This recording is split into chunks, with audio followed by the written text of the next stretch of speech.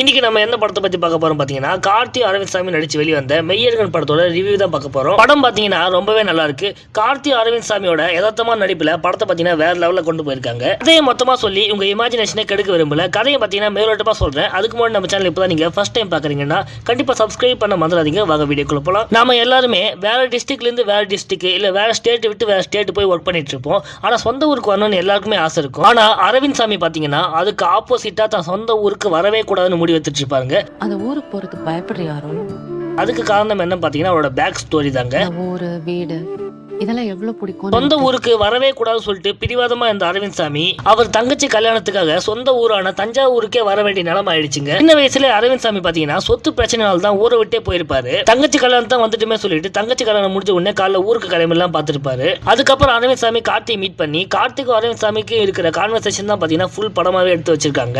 ராகத்தில் நான் நிற்க ஆனந்தம் தான் இந்த ஃபர்ஸ்ட் ஹாஃப்ல பாத்தீங்கன்னா அரவிந்த் சாமி ஹீரோ மாதிரி தெரிவாரு. செகண்ட் ஹாஃப்ல பாத்தீங்கன்னா கார்த்தி ஹீரோ மாதிரி தெரிவாரு.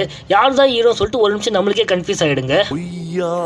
தோற்று போகின்றேன் தமிழ் ஸ்லாங்க மாத்த கூட சொல்லிட்டு தஞ்சாவூரோட பழைய ஸ்லாங்கே பாத்தீங்கன்னா கரெக்டா வச்சிருக்காங்க.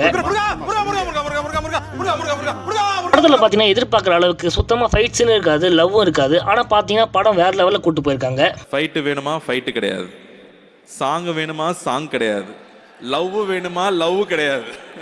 ஆனா படம் நல்லா. படத்துல பாத்தீங்கன்னா அரவிந்த் சாமிக்கும் கார்த்திக்கு நடக்கிற கான்வர்சேஷன்லாம் பாத்தீங்கன்னா கொஞ்சம் ஸ்லோவா தான் போகும். இப்ப இருக்கிற பசங்களுக்கு இந்த படம் பிடிக்குமா இல்லையா சொல்லிட்டு ஒரு கேள்விக்குறி தான். இதெல்லாம் இறந்த காலம் பார்த்தா கடந்த காலம், நாம கடந்து வந்த காலம். படம் பாத்தீங்கன்னா ரொம்பவே நல்லா இருக்கு. குடும்பத்தோட தியேட்டர்ல போய் பார்க்க வேண்டிய படம் தான் இது. பொடலங்கா உசிலி ஆமா அட அதுக்கு தொட்டுக்க பூண்டு பொடி இது என்னன்னே தெரியலையே. டேய் வேற எல்லாம் இருக்குன்னு சொல்லுங்கடா. அப்ப கமல் சார் வேற ஒரு பாட்டு பாடி அந்த பாட்டு பாத்தீங்கன்னா காதுக்குள்ள கேட்டுக்கிட்டே இருக்கு.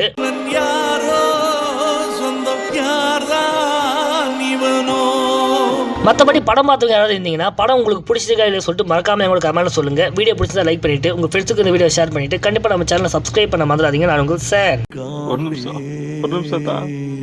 யாரோ இவன் யாரோ சொந்தம் யார்தான் இவனோ